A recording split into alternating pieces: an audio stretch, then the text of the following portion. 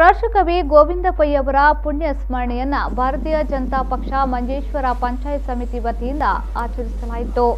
ಅಡ್ವಾ ನವೀನ್ ರಾಜ್ ಅವರು ರಾಷ್ಟ್ರಕವಿ ಮಂಜೇಶ್ವರ ಗೋವಿಂದ ಪೈ ಅವರ ಪುತ್ಥಳಿಗೆ ಹಾರಾರ್ಪಣೆ ಮಾಡಿದರು.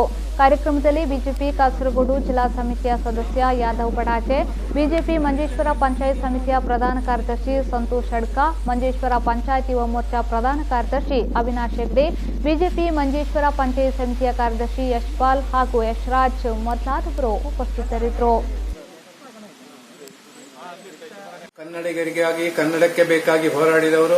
ಅದೇ ರೀತಿ ಅವರು ವಿವಿಧ ಭಾಷೆಯಲ್ಲಿ ಕೂಡ ಅವರ ಕವನಗಳನ್ನು ರಚಿಸುತ್ತಾ ಹೆಸರುವಾಸಿಯಾಗಿ ಅವರಿಗೆ ರಾಷ್ಟ್ರಕವಿ ಪದವಿಯನ್ನು ನೀಡಲಾಗಿದೆ. ಈ ರೀತಿ ಮಂಜೇಶ್ವರಕ್ಕೆ ಹೆಸರನ್ನು ತಂದಂತಹ ನಾವೆಲ್ಲರೂ ಕೂಡ ನೆನಪಿಸಬೇಕಾದಂತಹ ವ್ಯಕ್ತಿತ್ವ.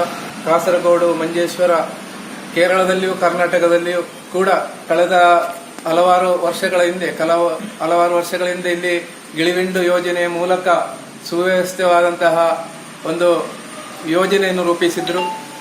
ಆದರೆ ಅದರ ನಂತರ ನಿಜವಾಗಿ ಇಲ್ಲಿ ವ್ಯವಸ್ಥಿತವಾದಂತಹ ಗ್ರಂಥಾಲಯ, ಅದೇ ರೀತಿ ಇತರ ವ್ಯವಸ್ಥೆಗಳು ಕೂಡ ಇದ್ದುಕೊಂಡು ಮುಂದುವರಿಬೇಕಿತ್ತು.